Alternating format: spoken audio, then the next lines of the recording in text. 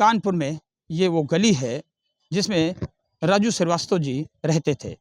इस देश के हास्य कलाकार, लोगों को खुशियां बांटने वाले, दुखी लोगों के चेहरों को मुस्कुराहट में बदलने वाले, हास्य की नई दुनिया बसाने वाले, इस देश में हास्य का फुलझड़ी छुड़ाने वाले राजू श्रीवास्तव।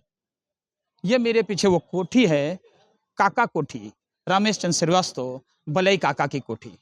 बलई काका राजू श्रीवास्तव के पिता थे, वो एक कवि थे।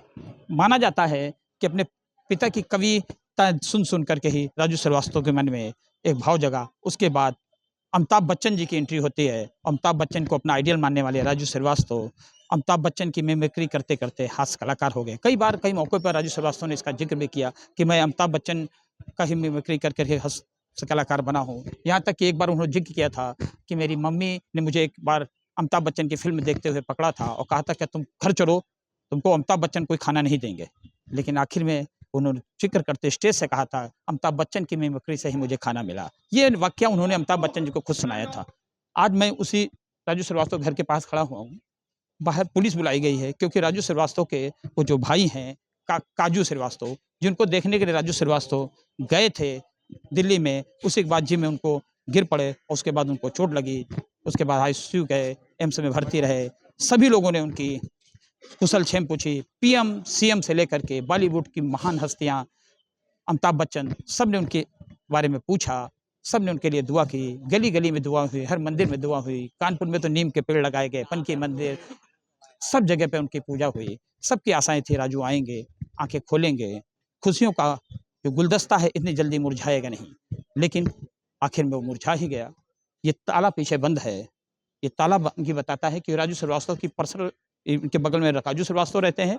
इस वाली कोठी को राजू श्रीवास्तव ने पिता के नाम पे बनवाया था। इसमें ताला लग गया है। ये ताला शायद अब उन खुशियों पे लग गया है जो राजू श्रीवास्तव लोगों को बांटते थे, इस देश में लुटाते थे। स्टेज पे जब पहुंचते ही कितना भी गमगीन आदमी होता था, राजू को देखते ही उसके चेहरे में खुशी आ जाती थी। अब वो शायद खुशी दोबारा ही लौटेगी। हास्य कलाकार बहुत से होंगे, हैं भी, लेकिन राजू जैसा हास्य कलाकार अब लोगों को दोबारा नहीं मिलेगा। ये लोगों को एहसास करना मुश्किल है। मेरे मोहल्ले में उनके कुछ साथी लोग खड़े हैं, इनसे पूछते हैं क्या राजू भैया की आज सूचना आई है, क्या कहना आपको, क्या नाम है? बहुत दुखद सूचना आई है और वो तो हम लोग के बचपन के साथी हैं और जैसे ही सुना है वैसे ही हम लोग इनके घर की तरफ भागे। यहाँ पूरी जांच करी तो पता चला कि ये बात सच है। मगर बहुत अच्छे इंसान थे और लोगों को हंसाना, लोगों को सभी चीज़ें करना, सभी की मदद करना, ये उनकी एक खासियत थी। मेरे पीछे देखिए पुलिस आ गई है। पुलिस उनके भाई काजू श्रीवास्तव हैं जो बीमार थे, अभी भी बीमार हैं। घर में एक पेशेंट भी हैं। दरअसल काजू की जो मिसेज हैं वो भी प्रेग्नेंट हैं, तो उनके लिए भी लोगों को लगता है सही बात है। वो खुद गम से इतने परिपूर्ण हैं, भरे हुए हैं, उनके पास शब्द नहीं है। ऐसे में लोग आते हैं, मीडिया की जमावड़ा है, तो जाहिर सी बात है दुख होगा ही। पुलिस लगी है, पुलिस का कहना थोड़ा हट जाइए, बिल्कुल सही बात है। पुलिस की अपनी ड्यूटी है, मीडिया की अपनी जो ड्यूटी है, फिर भी मोहल्ले के लोग पूरी तरह गमगीन हैं। अब आप आपको पीछे दिखाते हैं, मेरे कैमरामैन दिखाएंगे किस तरह से भीड़ लगी हुई है यहाँ चारों तरफ। देखिए हर तरफ जमावड़ा लगा हुआ है पूरी तरफ से। आइए उधर देखते हैं, कुछ लोग जो राजू के पड़ोस से हैं, सब लोग बैठे हुए हैं, उनसे भी बात कर लेते हैं। क्या महिलाएं हैं यहाँ मोहल्ले की, जो महिलाएं हैं उनके बारे में बताते हैं। राजू श्रीवास्तव बहुत ही अजीज थे, हर एक से किसी को चाची कहते हैं, किसी को मामी कहते हैं, किसी को काकी कहते हैं। आप इसी मोहल्ले में रहती हैं? क्या नाम है आपका? बीना देवी। बीना जी, राजू भैया की आज सूचना आई है, क्या कहते हैं? हम लोगों को बहुत दुख है। यहीं वो भी पैदा हुए, हम लोग भी यहीं पैदा हुए। हमारे मोहल्ले की शान थे। आज हम लोगों ने एक तरीके से कहा जाए जैसे एक अनमोल हीरा होता है, वो हम लोगों ने खो दिया। बहुत अच्छे इंसान थे, सभी के साथ बहुत प्रेम इखलाक करते थे। जब भी आते थे पैदल घूमते थे, सबसे मिलते थे, सबकी मदद करते थे। बहुत शब्दों में गम है, कहना मुश्किल है। आप देखिए मेरे साथ एक विकलांग आए हैं, माता जी आते हैं, ये देखिए बैठे हुए हैं। हर व्यक्ति जो यहाँ मिलेगा उसके साथ राजू की अपनी एक अलग कहानी है। खुशियों से मत सोचिए, इमोशनल सोचिए तो लगेगा हर आदमी उनको दिल से चाहता था। क्यों चाहता था? क्या नाम है भैया आपका और क्यों आए हैं यहाँ पे? राजू भाई हमारे, अजय कुमार, मेरा नाम अजय कुमार है।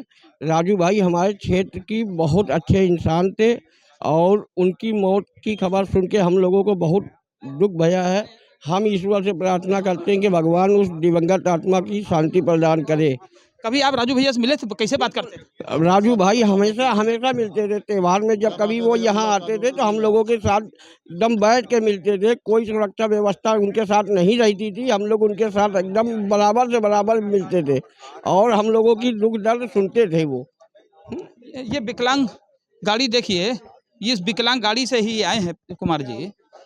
महसूस करिए, ये पैर से अपंग हैं, इनको कहीं भी निकलना होगा तो शायद इस गाड़ी की सहारा जरूरत पड़ती है, बड़ी मुश्किल होती होगी गाड़ी चलाने में। लेकिन राजू की जो कहा मौत सुन करके इनके पास शब्द नहीं था, गम नहीं था, ये कुछ गम व्यक्त करना चाहते थे। राजू को शायद नहीं देख पाएंगे आप कभी, तो उनका घर ही देखने चले आए। ये होती है, कहते हैं ना, हर आदमी को एक दिन जाना है, दुनिया से जाना है, सब जाएंगे, हम भी जाएंगे, सारे लोग जाएंगे, लेकिन उसके जाने के बाद ही पता चलता है कि लोग उसे कितना प्यार करते हैं। ये प्यार इमोशनल, प्रेम, स्नेह से भरा होता है। राजू श्रीवास्तव ने शायद यही कमाया था। खुशी तो बांटी थी, लेकिन खुशी के साथ साथ वो एक अच्छे इंसान भी थे, इमोशनल इंसान थे। कानपुर में हजारों लोगों की उन्होंने ऐसी सहायता की जो शायद पड़ोसी को भी नहीं पता होगा कि उसकी हेल्प किसने की। राजू अब इस दुनिया में नहीं है, ये गली हमेशा उनकी याद में खोई रहेगी, लेकिन इसके साथ साथ वो भी खोए रहेंगे, वो भी याद करेंगे जो राजू से हमेशा खुशियों का खजाना ही लूटते थे। रंजय सिंह, यूपी तक, कानपुर।